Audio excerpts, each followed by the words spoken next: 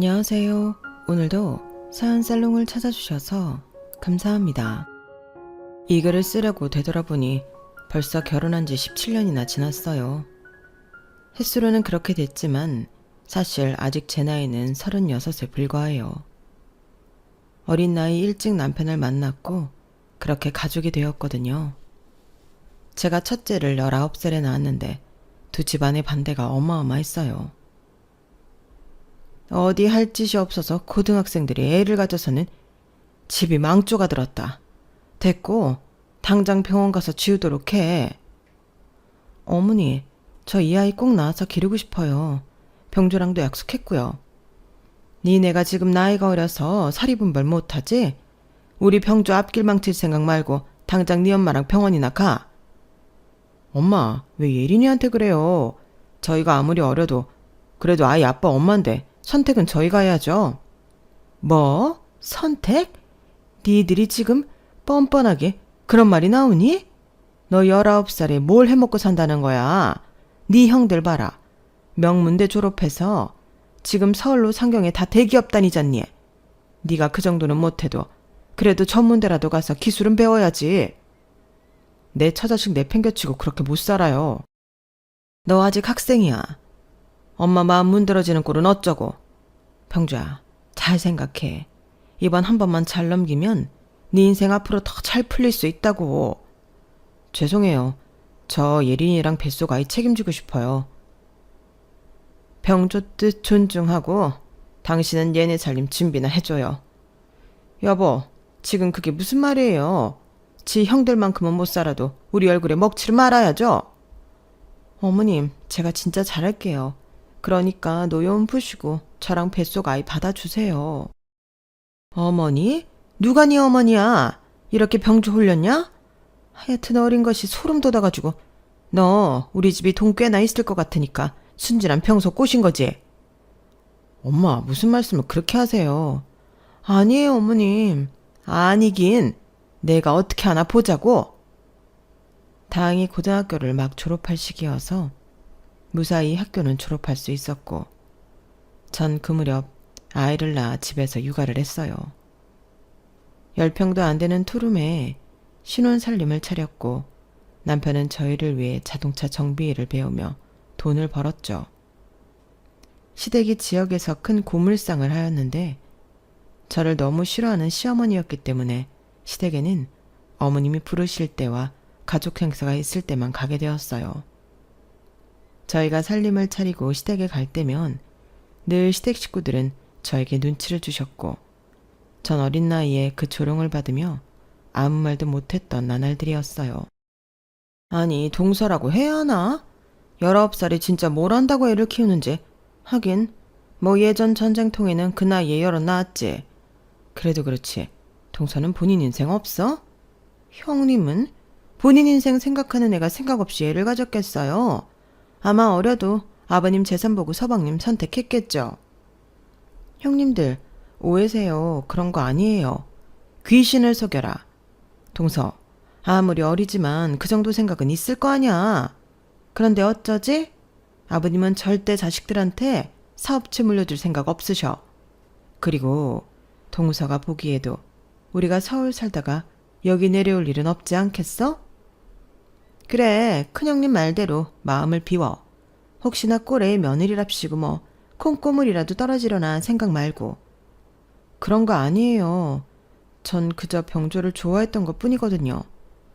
뭐 그 나이에 그래도 나쁘지 않게 사는 것도 봤겠지.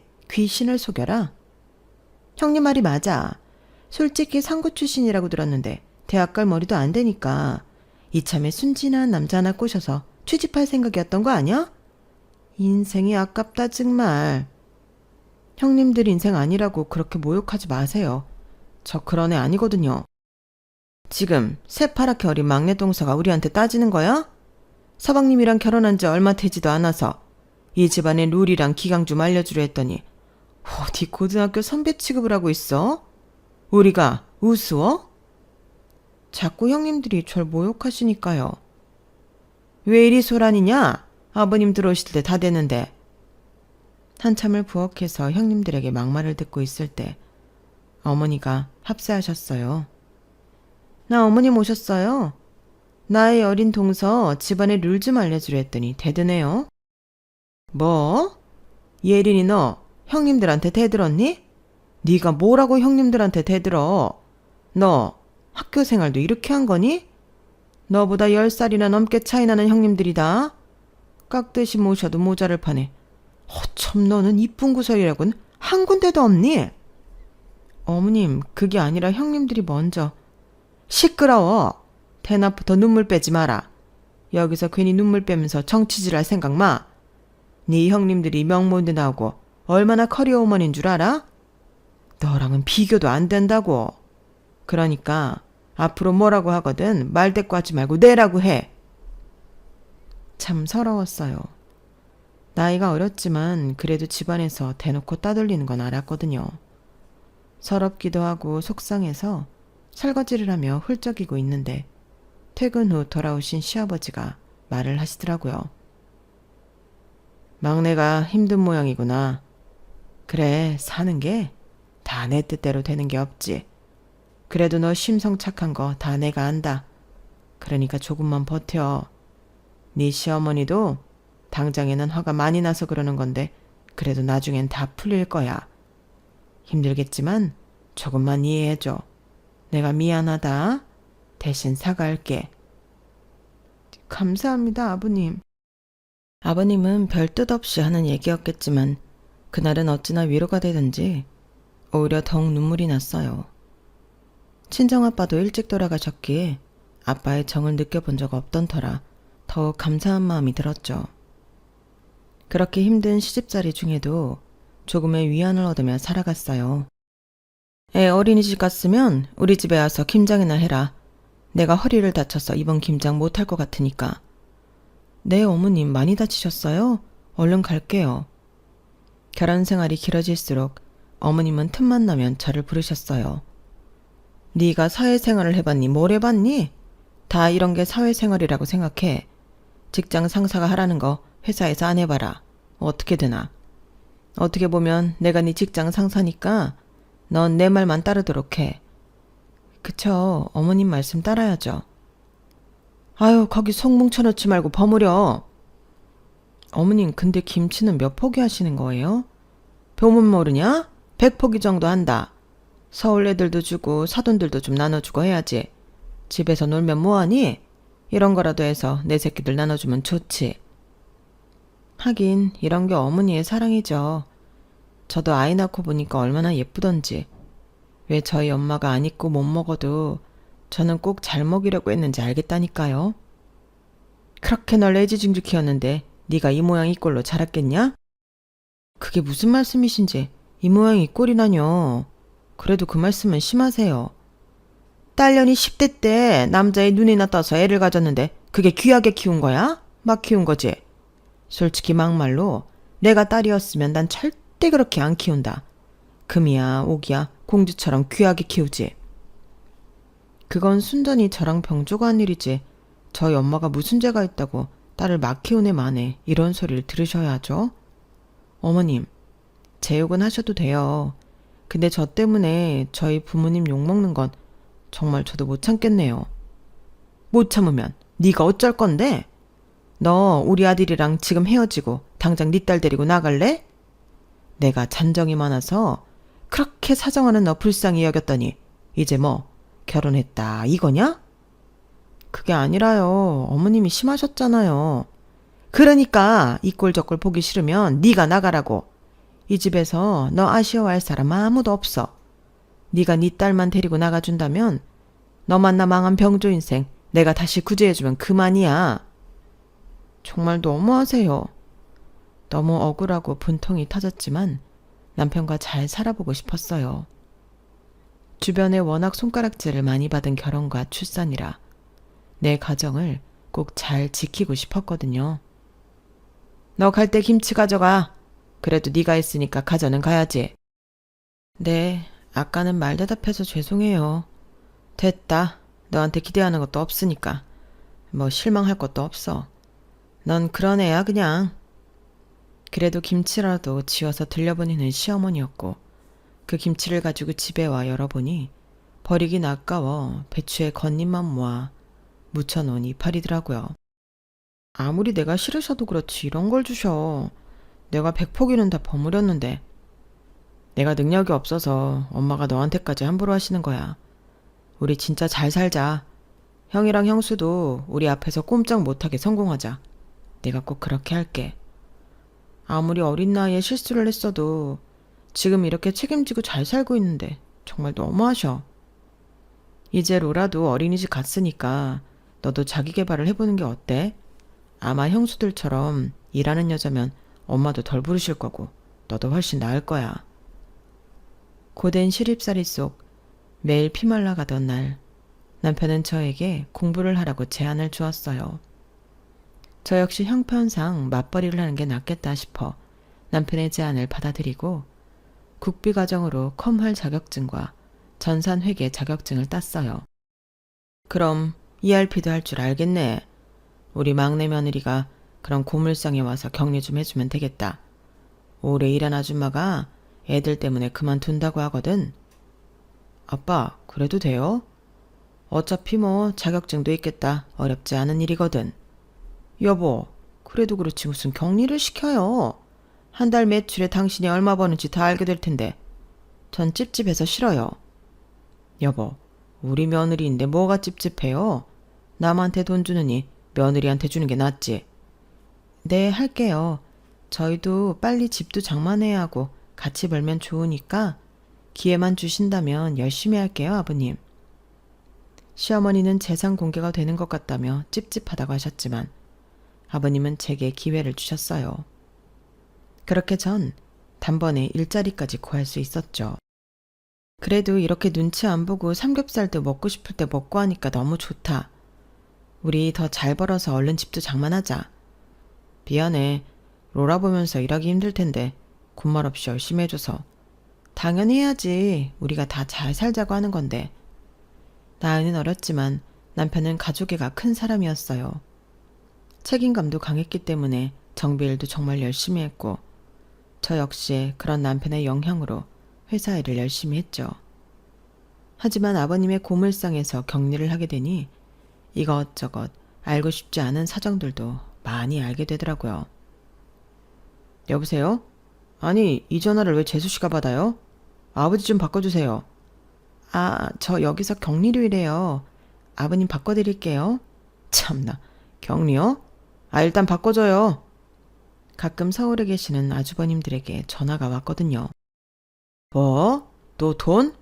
넌 네 애비가 돈으로밖에 안 보이냐? 그만큼 벌어서 너 하고 싶은 공부 다 시켜. 결혼까지 시켜줬으면 됐지. 번번이 손을 벌려? 도대체 너랑 둘째는 뭐하고 지내는 거야? 아버지, 서울살이 팍팍해요. 여기가 무슨 그 동네인 줄 아세요? 애들 학원비에 생활비에 진짜 하루가 빠듯하다고요. 아버지는 평생 시골에만 사셔서 몰라요. 그래서 그렇게 당당하게 매번 돈 요구하냐? 도대체 내가 못해준 게 뭐야? 너랑 둘째는 번듯한 집까지 다 해줬잖아. 이젠 너희가 알아서 살아야지. 아버지, 이번만요. 한 번만 도와주세요. 그래도 솔직히 이렇게 아버지가 저희 뒷바라지 했는데 저희가 나중에 엄마랑 아버지 나몰라라 하겠어요? 그냥 투자라고 생각해 주세요. 저희가 그래도 잘하잖아요. 알겠다. 생각보다 서울 사는 아주버님네 식구들은 아버님에게 이리저리 손을 많이 벌리고 있었어요. 늘 수심이 깊어 보이셨고 어깨가 무거워 보이셨죠. 다 그놈의 자식들을 내가 아직도 이렇게 뒤치다꺼리하고 산다. 웃기지? 에이, 아니에요. 아버지들 마음이 뭐 같죠. 그래도 능력이 되시니까 이렇게 도움을 주시는 거요. 멋있으세요. 너희한테는 첫째랑 둘째네한테 해준 것처럼 해주지 못해서 미안하다. 섭섭해하지 않았으면 해. 에이, 왜 섭섭하겠어요. 지금 로라 아빠도 알아서 본인 기술 배우면서 잘 자리 잡고 있고 저도 이렇게 아버님이 기회를 주셔서 돈 벌고 있잖아요. 저희는 지금 이런 삶에 충분히 만족해요. 남한테 기대지 않고 어린데도 불구하고 너희가 낫다. 하지만 언제까지 튼튼할 것 같은 아버님의 고물상도 점점 시들시들해져갔어요. 동네 사람들이 하나둘 도시로 나가던 통에 사람들도 많이 없게 되었거든요. 아버님은 수심이 여러모로 깊어 보이기 시작했죠. 이걸로 애들 다 먹여 키웠는데 아직 이렇게나 건강한데 벌써 매출도 많이 줄었네. 아버님, 걱정 마세요. 그동안 열심히 하셨고 자식들이 이렇게 있는데 뭐가 걱정이세요? 조금은 내려놓고 쉬셔도 되세요. 그래? 나보고 그렇게 얘기해준 사람은 또 네가 처음이다. 마누라고 애들이고 매일 그놈의 톤돈. 원래 가장이 이런 건가 싶다가도 나도 사실 사람인지라 힘에 부칠 때가 많았거든.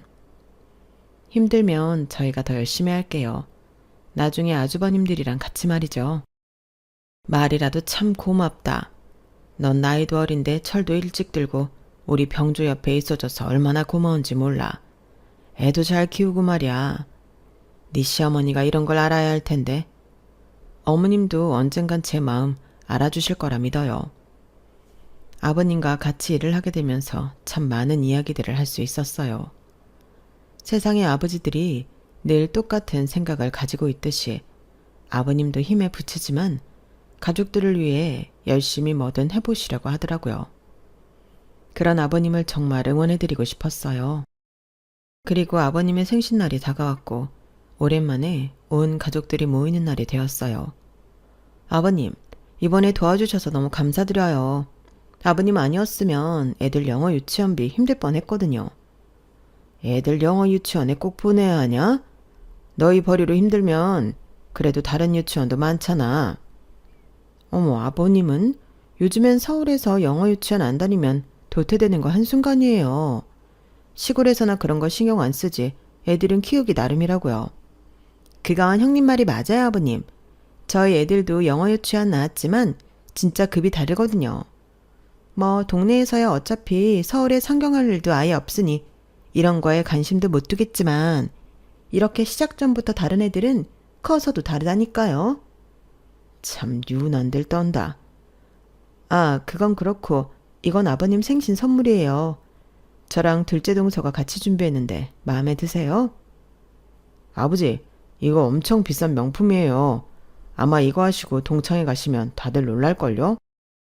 내가 이런 걸 뭐하러 하냐? 다 늙어서. 그래도 고마워. 내 생각해준 거랑 마찬가지니까. 니들 힘들다고 하면서 돈 꽤나 썼겠어. 아버님 생신이면 이 정도는 기본이죠. 저희가 말씀드렸잖아요. 저희만 믿고 사시라고. 그래, 말이라도 든든하다. 근데 셋째 동서는 뭐 없어? 아, 전 아버님이 추워 보이시길래 머플러랑 장갑이에요. 그리고 조그만 손편지 준비했는데. 뭐? 동서는 아버님이 취직도 시켜줬는데 진짜 양심 없는 거 아니야? 뭘 그렇게 말을 해? 장갑이랑 목도리도 필요한 거였어. 고맙다, 셋째야. 아니, 그래도 그렇지 어떻게 이런 싸구려를. 진짜 안 무겁다. 나이가 어려서 그런가? 이래서 사회생활도 좀 해보고 여러 사람들을 만나야 안목이 높아진다니까? 넌 어떻게 하루도 말 듣는 날이 없냐? 첫째랑 둘째 좀 보고 배워라. 양심 있으면 좀 통 크게 선물을 해야지. 이게 뭐야 도대체? 어머님, 그게 아니라 아버님이 필요하실 것 같아서 준비한 건데. 됐어. 뭐 요즘이 전쟁통도 아니고 자동차로 출퇴근하는데 목도리랑 장갑이 뭐야? 하여튼 센스하고는. 다들 그만해요. 내가 괜찮다는데 왜 셋째한테 면박을 주고 그래? 아버님, 별거 아니라서 죄송합니다. 그럼 죄송해야지. 취직까지 시켜줬는데. 늘 형님들과 있으면 참 주눅이 들더라고요. 저 역시 제 자신이 초라한 느낌이 들어서 그랬던 것 같아요. 하지만 그 누구 하나 저를 감싸준 사람이 없었는데 아버님만은 괜찮다며 다독여 주셨어요. 동서는 너무 날로 먹이려 해서 문제긴 해. 솔직히 나이를 떠나서 이런 건 기본인데. 됐다. 그런 얘기 뭐하러 하니? 난 아직도 제 얼굴만 보면 화가 나는데. 병조가 아까운데 이젠 끼리끼리려니 해. 어머님, 저희가 있잖아요. 다 들으라는 식으로 얘기하는 것도 참 한두 번이 아니었죠. 그런 제 마음을 읽었는지 저를 따로 불러 목도리와 장갑을 하시곤 기분이 좋다고 하는 아버님이셨어요. 편지 다 읽었다. 고마워. 무엇보다 이 선물 너무 마음에 들어. 아버님, 정말 약소해요. 다음엔 더 좋은 거 해드릴게요. 제가 더 좋은 걸 해드렸어야 했는데. 아니다. 솔직히 네 형님들이 해준 선물보다 이게 더 실용적이지. 내가 뭐 명품을 아냐? 네 시엄마 사주기만 해봤지. 너무 고마워. 아버님의 말에 힘이 났어요. 그렇게 하루하루 버티며 앞만 보고 달리던 때였죠. 아버님의 회사가 매출이 점점 감소했고 참 많이도 지쳐 계셨어요. 중간중간 형님들과 아주버님들의 돈 요구에도 지쳐 보이는 아버님이셨거든요. 당신은 돈 좀 있으면 서울 애들한테 좀 지원해줘요. 걔네가 잘 돼야 우리가 보상받는 건데 뭘 그렇게 돈을 궁쳐놔요? 궁쳐놓다니 이게 다라고. 당신은 회사 사정도 모르면서 애들 부추기지 좀 마. 시부모님의 싸움은 심해졌죠. 당신은 아마 내가 돈이 없다면 나랑 살지도 않을 사람이야. 무슨 말도 안 되는 소리예요. 그리고 우리 애들 힘들게 사는데 좀 도와주면 어떻다고. 됐어요. 말을 말지. 셋째 욕할 거 없어. 당신은 그 어린애보다도 자립심이 없잖아. 평생 나가서 돈 벌어본 적도 없으면서 돈도 쉽게 생각하고. 뭐예요? 그 개념 없는 것이랑 나랑 비교를 하다니. 당신 노망났어? 어머님은 아버님이 저를 예뻐한다는 것도 좋아하지 않으셨어요. 그렇게 감정의 골만 깊어져 갔고 결국 버티고 버티던 아버님의 회사는 부도 처리가 되었죠. 아빠, 이 정도로 힘들었어요? 아니, 그럼 이제 우린 어떡하라고? 형, 말이 심한 거 아냐? 가장 힘든 건 아버지일 텐데 형이 그렇게 말하면 어떡해? 넌 빠져. 형들 말하는데 뭐 그렇게 말이 많아? 넌 이 집에 영향력도 없으니까 아무 말 말어. 니들 그만 싸워. 여보, 그럼 우리 당장 어떻게 되는 건데? 그래도 모아놓은 돈 있지, 어? 내가 모아놓은 돈이 어딨어? 회사 정리하고 이거 집 하나 남은 건데. 그리고 돈 벌면 쟤네가 가져가기 바빴잖아. 아니, 그럼 우리 살궁이도 없이 아무것도 없단 말이에요? 여보, 우리 이제 남은 인생 어떡하냐고. 아버지, 너무 무책임하신 거 아니에요? 애들 학원비에 저희도 생활이 빠듯한데 이제 와서 나몰라라 너무하세요. 뭐? 내가 그동안 니들한테 투자한 돈이 얼만데 아직도 돈을 해줘야 하냐? 지금 내 심장이 어떤데 그런 거 하나 생각 않고 니들 살궁이만 해? 자식들 헛키웠다 진짜. 아버지니까 책임지셔야죠. 아버지만 믿고 있었는데. 당신 어떡할 거야 이제. 난 돈 없이 못 살아. 우리 나이가 고작 70인데 앞으로 남은 생 어떡하냐고. 너무들 한다. 내 평생을 당신이랑 자식들 건사하는데 온 힘을 쏟았건만. 아버님, 그래도 뭐 땅이나 이런 거 있으시죠? 온 가족들은 아버님을 질타했어요. 저와 남편은 아무 말도 못했고 그저 아버님이 안쓰러웠죠. 너무 큰 충격을 받았는지 아버님은 결국 쓰러지셨고 병원으로 긴급하게 이송이 되었어요. 쓰러지시면서 머리를 부딪히고 말았거든요. 아버지, 이번 수술했으니까 우린 가볼게요. 먹고는 살아야지. 아버지 이제 수술 들어가시는데 이대로 가겠다는 거야? 네가 있잖아. 그리고 우린 먹고 살기 바빠서 여기 있을 시간도 없어. 너처럼 시골 사람인 줄 아니? 우리 큰아들, 둘째 아들 너무 상심 말고 서울 가서 꼭 연락해. 네 아버지 아마 땅 같은 거 있을 거야. 너무 상심 말고. 다음 달에 벌써 생활비가 걱정이네. 일단 알겠어요. 엄마도 몸 잘 추스리세요. 그래, 우리 아들들. 너무 실망 말고 잘 올라가. 아버님이 수술이 잡혀있는데도 불구하고 서울 식구들은 모두 올라가려고 했어요. 그 모습을 보는데 돈이 뭔지 싶으면서 현타가 오더라고요. 돈 앞에는 장사가 없구나 싶은 것이 말이에요. 엄마, 그래도 아빠가 저렇게 의식이 없으신데 형들도 같이 의사 선생님 말을 들어야 하는 거 아니에요? 네 형들 얼마나 바쁜지 몰라? 당장 죽고 사는 거 아닌데 뭘 그러니? 막내 너는 낄 때 안 낄 때 구분 좀 해라. 아버님을 그래도 두고 아주버님과 형님들은 나몰라라 집으로 가셨어요. 불과 몇 달 전 아버님 생신 때 아버님의 돈을 한 푼이라도 더 가져보려고 잘 보이는 신용을 했던 것과는 딴판이었죠. 나이가 어린 저도 이런 행동들이 거슬리더라고요. 사람 하나 잘못 들어오면 모든 게 꼬인다는데 아무래도 네가 우리 집 인연이 아니야. 게다가 우리 회사에서 일도 했으니 재수가 없었겠지. 어머님, 무슨 말씀을 그렇게 하세요? 내 말이 틀리냐? 하여튼 넌 재수 온 붙었어. 엄마, 막말하지 마요. 이제 예린이한테 함부로 하는 거 안 참아. 그리고 지금 아빠가 저렇게 누워 계시는데 그런 말씀 하고 싶어요? 안쓰러워 죽겠는데. 됐어. 갑자기 회사 부도나 내고 나도 네 아빠한테 뭐라고 할 말이 없다. 그나마 노년에 편하게 사나 싶었는데. 의식이 없는 아버님은 그저 누워있을 뿐이었어요. 아버님 너무 안쓰럽다. 평생을 돈만 버시고 식구들을 위해 희생하셨는데 엄마까지 이럴 줄 몰랐어 정말. 니들은 그렇게 연민이 많아서 좋겠다. 병원에 있다가 무슨 일 있으면 전화해. 어머님은 그렇게 집으로 가버리셨어요. 그리고 아버님은 수술에 들어가게 되었고 다행히 수술은 잘 되었다고 하더라고요. 이제 깨어나시기만 하면 됩니다. 병원에 들러 아버님의 손과 발을 닦아드리고 노래도 틀어드렸어요. 세댁, 너무 착하다. 어떻게 매일같이. 아유, 요즘 세댁 같은 사람은 없어. 아니에요. 저희 아버님이 저한테 진짜 잘해주셨거든요. 얼른 깨어나셔야 할 텐데요. 정성이 갸륵하니 아마 곧 일어나실 거야.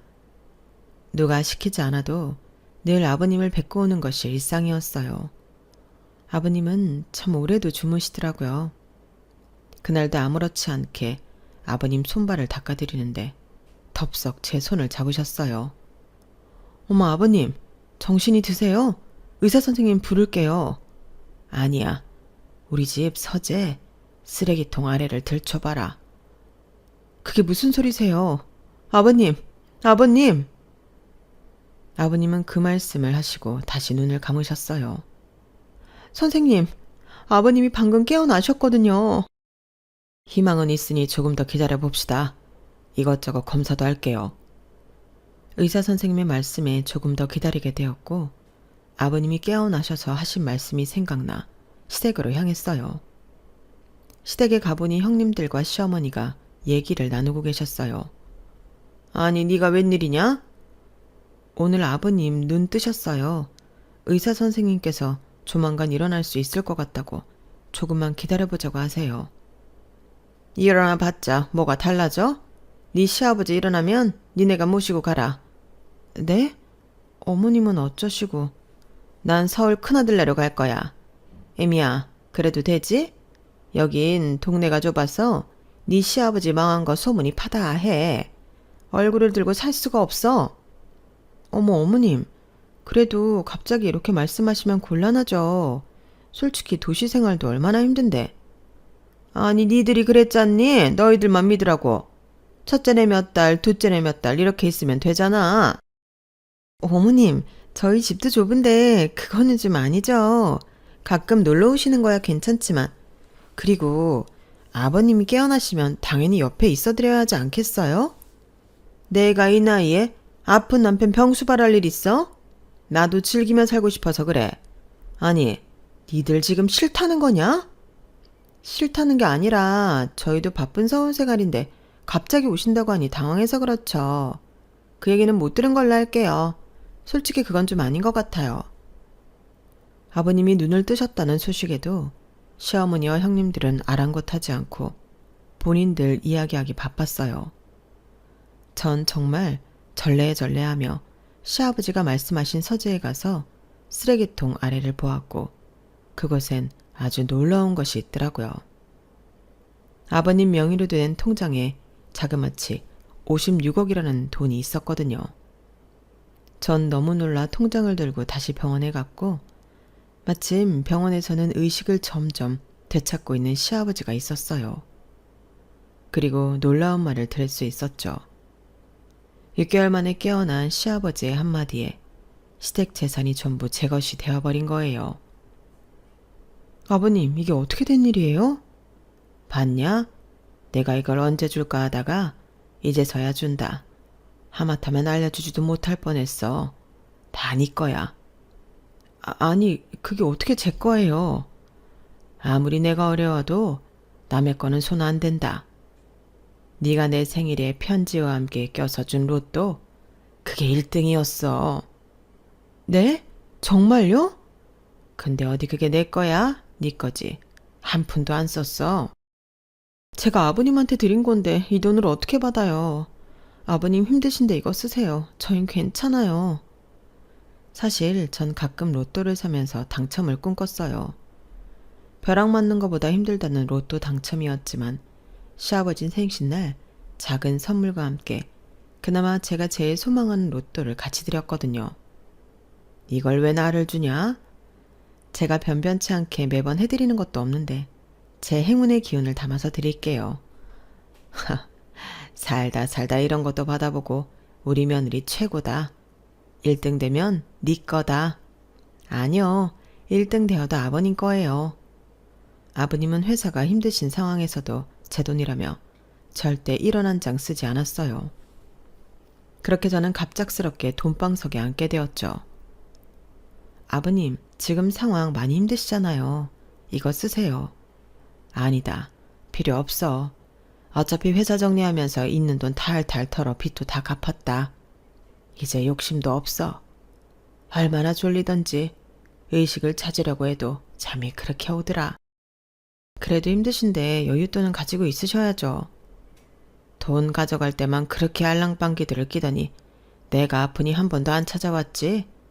오로지 너랑 셋째만이 오더구나. 목소리 자주 들었어. 아버님, 그건 그거고 돈은 돈이에요. 아니야, 네 돈인데 내가 어떻게 쓰겠니? 아버님은 의식을 잃고 쓰러진 와중에도 다 기억이 난다고 하였어요. 가끔 가족들이 와서 했던 얘기도 들렸다고 했고 눈을 뜨고 싶었으나 참 졸렸다고 하더라고요. 다행이네요. 그래도 연세에 비해서 너무 건강하세요. 의사 선생님은 이상 소견 없다는 말로 재활치료를 잡아주시곤 퇴원을 말씀하셨고 그렇게 아버님은 퇴원을 하게 되었어요. 아버님이 깨어났다는 소식에도 다른 사람들은 와보지도 않았고 오로지 저와 제 남편만이 아버님을 돌봤어요. 그리고 한사코 통장을 받지 않겠다고 했지만 아버님은 강경하셨어요. 그렇게 퇴원을 하였고 일단 집으로 모시고 가게 되었어요. 아버님이 퇴원을 했다고 하니 그래도 서울에서 식구들이 모여 있더라고요. 아버지, 건강에 이상 없다고 하니 다행이네요. 근데 집은 왜 전세로 돌려놓으신 거예요? 설마 집까지 판 건 아니시죠? 팔았다. 내 집 내가 판다는데 누가 뭘 하냐? 아니, 회사도 부돈 앞마당에 집이라도 있으셔야죠. 여보, 집을 왜 팔아요? 아파서 이제 막 태어난 사람한테 할 얘기는 아니지만 당신 노망난 거요? 우리 어떻게 살라고 그래? 이젠 나도 지쳤어. 나도 좀 쉬자. 내가 돈 안 벌면 난 니들 애비도 아니냐? 아니, 가장으로서 도리는 지켜야죠. 그리고 집 한 돈으로 그럼 다 빚값인 거예요? 그 돈으로 빚 갚고 니네 뒷바라지 했다 왜? 매번 얼마씩 그게 다 어디서 났겠어? 아버지, 지금 머리를 다치시더니 제정신이 아니네요. 일단 진정하고 아버지가 가지고 있는 재산 진짜 한 푼이라도 다 모아서 형제들끼리 나눠야겠어요. 고얀 것 또 돈 얘기. 니들한테는 한 푼도 줄 게 없다. 그러니까 당장 꺼져. 그래도 선산 땅이라든지 있을 거 아니에요. 니들 힘들다고 할 때마다 하나씩 팔아서 해준 거야. 그리고 이제는 니들 말고 셋째네한테 모든 걸 줄 거다. 그러니까 꿈 깨. 다들 너무하시네요. 아버님, 저희가 모실게요. 그리고 이제 형님들이랑 어머님은 알아서 사세요. 어딜 낄 때 안 낄 때 구분 못하고 이게 나서길 나서. 제가 왜 낄 때 안 낄 때 구분 못하죠? 저 이 집 주인이에요. 동서 미쳤어? 사리 분별 안 되나 본데 빠져 있어. 제가 이 집 샀어요. 그러니 아버님한테 더는 뭐라고 하지 마시고요. 이제 아버님은 편하게 지내시고 싶어 하시니 이 집에서 다들 나가세요. 아니, 네가 무슨 돈이 있다고 이 집을 사? 제가 생신 때 아버님한테 드린 로또가 1등이 돼버렸네요. 그리고 그 돈을 아버님이 한 푼도 안 쓰시고 절 다 주셨고요. 아니 그럼 내 남편 돈이잖아요. 그쵸, 엄밀히 따지면 아버님 거죠. 근데 아버님이 저한테 다시 주셨어요. 오죽하면 절 주셨을까요? 아버지, 이게 다 무슨 소리예요? 재수 씨한테 주시다니. 셋째 말이 맞다. 로또 1등 됐고 그 돈 다 이미 셋째네한테 줬으니 개털이야. 여보 미쳤어요? 그 돈을 왜 채를 줘? 우리가 이제 노년을 살아야지. 1등 되고도 아무 말도 안 하고 진짜? 양심이 있어봐. 셋째가 나한테 준 로또인데 내가 어떻게 될 거야? 설사 4명이라고 한들 난 셋째한테 다 줬어. 그렇게 아버님의 모든 것은 제 것이 되었죠. 받지 않으려 했지만 아주버님들과 형님들을 보니 받지 않으면 안 될 것 같더라고요.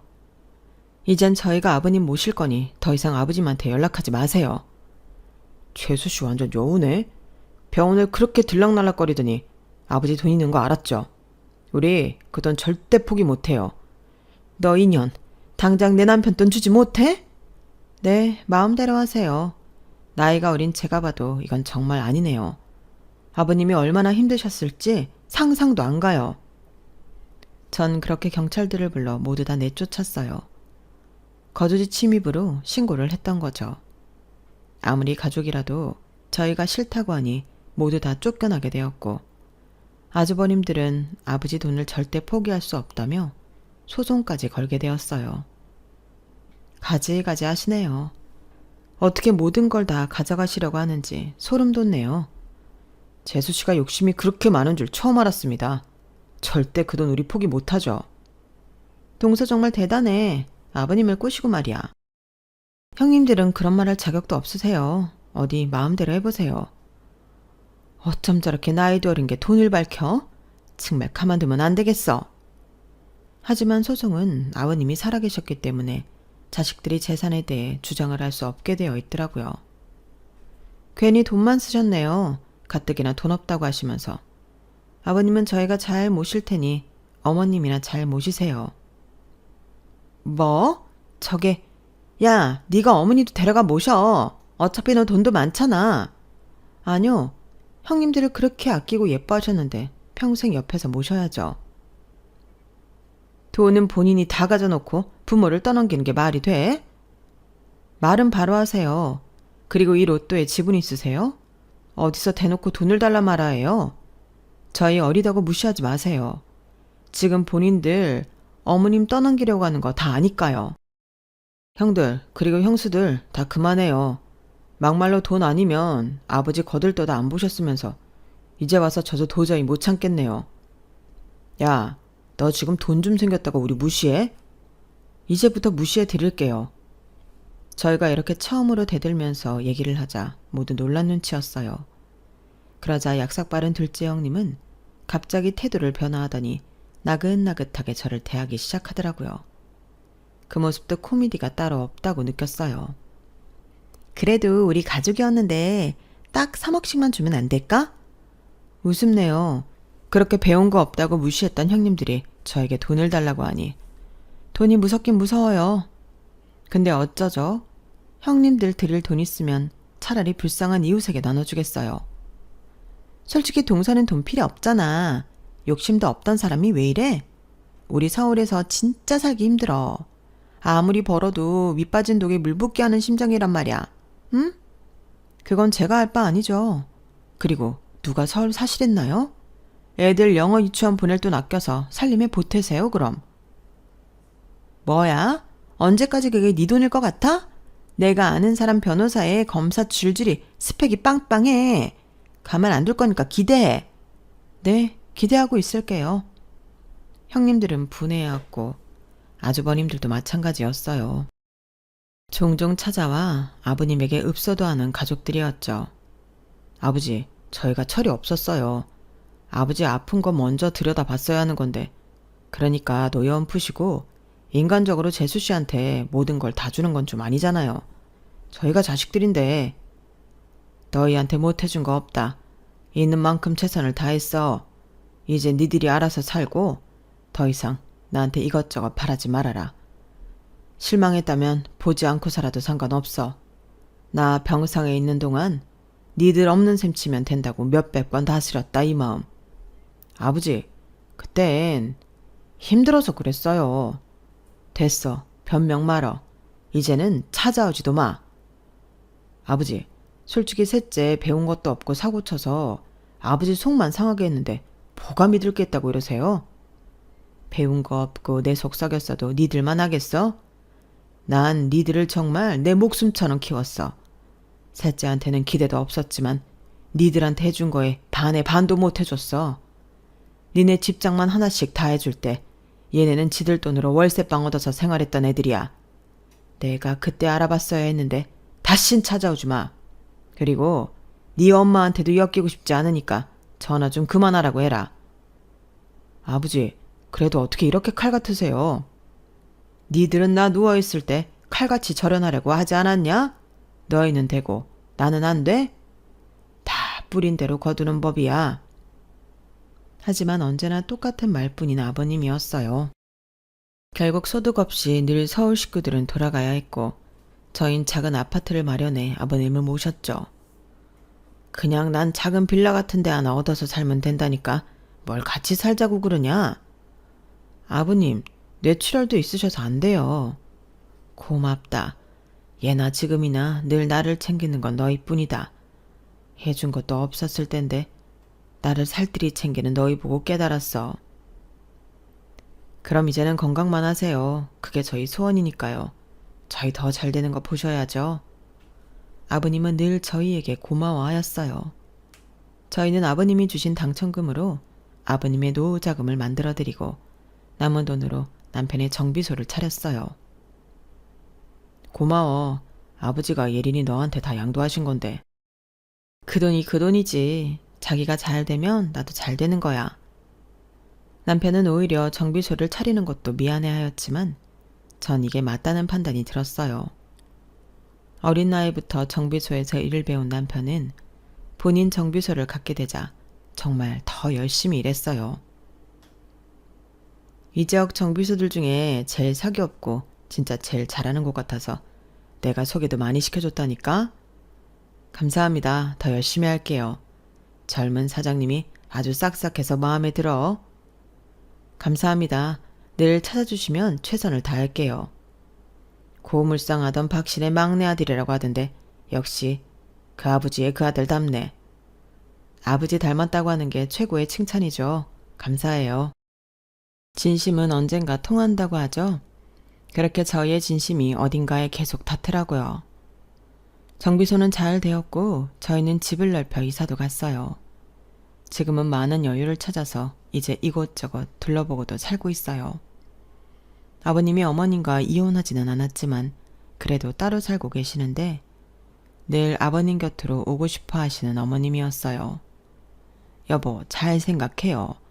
늙어서는 부부밖에 남는 게 없는 건데 셋째네한테 돈 돌려달라고 하고 서울 애들한테 나눠줘요. 당신 그런 얘기할 거면 연락도 하지 마. 애들이나 당신 지긋지긋하게 연락 와서 받아줬더니 또 그 소리. 알겠어요. 다신 그 소리 안 할게요. 그래도 애들이 이제 당신 생각도 하고 그러니까 마음 좀 풀어요. 아니면 내가 갈 테니까 우리 작은 집 하나만 셋째한테 해달라고 하면 안 될까? 웃기는 소리 마. 당신이라면 지긋지긋해. 당신도 그렇겠지만 난 이제 자유롭고 싶어. 그렇게 좋아하는 첫째랑 둘째 끼고 사니까 당신도 좋을 거 아냐? 남편년만 하겠어요? 참나 속상해서. 아프다고 하니 몸조리나 잘해. 저희를 무시하던 서울 식구들을 간혹 명절에 가끔 보는데 전세는 완전 역전되었어요. 그런 일이 있고 인연을 끊었다가 요 근래 어머님 건강이 많이 쇠약해졌다고 해서 왕래를 한 지 얼마 되지 않았거든요. 거의 10년 만에 보는 가족들인데 10년 동안 무슨 일이 있었던 건지 예전에 알던 형님들과 아주버님들의 기세가 아니었어요. 저희도 시간이 지남에 따라 많이 달라졌지만 가족들은 거의 다른 사람이라고 생각해도 무방했죠. 어머 동서, 이거 새로 산 스카프야? 진짜 비싼 건데. 역시 동서는 능력이 되니까 이런 거 척척 사는구나. 아, 네 뭐 이번에 하나 장만했어요. 젊어서 그런지 뭐든 잘 어울리네. 형님이 그런 말도 하실 줄 알고 놀랍네요. 나이가 들면 뻔하지 뭐. 아, 맞다. 우리 이번 기회에 예전 일 다 풀자. 그땐 동서도 어렸고 우리도 어렸잖아. 어머님이 쇠약해지셔서 이가 후회하고 싶지 않다고 하니 왕래하는 거예요. 그리고 예전에 제 나이가 형님들 나이인데 어리지도 않았던 형님들이 왜 어린 저에게 그랬는지 아직도 의문이네요. 동서 은근 뒤끝 있구나. 미안했어. 다 풀자. 그리고 돌이켜보면 가족밖에 없다. 그러니까 우리 잘 봐줘. 제가 뭐 봐드리고 할 처지인가요? 각자 사는 거지. 그렇긴 하지. 그래도 잘 지내보자. 네, 그러죠. 그리고 아버님한테 말 좀 잘해줘. 응? 어머님 언제까지 우리가 모실 수 없잖아. 아버님이 마음만 풀면 두 분 집 하나 해드리고 사시게 하면 좋은데. 다 들린다. 난 절대 합칠 생각 없으니까 그런 말 말어. 당신도 내가 이 꼴이 됐는데 그래요. 몸이 안 좋다고 해서 셋째가 마음 쓰인다길래 왕래하는 거지. 난 이혼만 안 했지 남남이나 마찬가지로 살고 있어. 아버님, 그래도 부부는 같이 사셔야 해요. 잘 고려해보세요. 너희 그런 말 할 거면 다신 오지 마. 어머님은 서울살이가 꽤나 고달파 보였어요. 오랜만에 보아도 저에게 아는 척은 안 했지만 은근슬쩍 제 남편에게 본인의 힘든 사정을 계속해서 말씀하신다고 해요.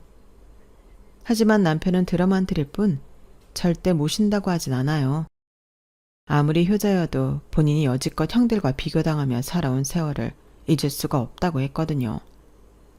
제일 무시당하던 셋째 아들에게 이제는 기대려고 하는 어머님과 형들. 참 속물 같지만 때로는 인간이니 그러려니 하기도 해요. 고된 서울살이 시어머니마저 모시기 싫어서 늘 머리를 굴리는 형님들이 대단하다고 느낄 때도 있지만 지금 이렇게 제가 달라진 모습을 보일 수 있어서 기쁠 때도 있어요. 예전이랑 많이 달라진 이삼, 그래도 힘들었던 때를 꼭 기억하고 살려고 해요. 돈 없는 서러움을 많이 받아봐서 남들에게는 그러지 말아야겠다는 생각도 하고 있어요. 언제나 이 행복이 지속되기를 바라면서 글을 마무리해 볼게요. 추운 날씨 조심하세요. 여러분, 사연 댓글에 응원과 현명한 조언 부탁드려요. 좋아요와 구독은 저에게 큰 힘이 됩니다. 오늘도 좋은 일 가득하세요.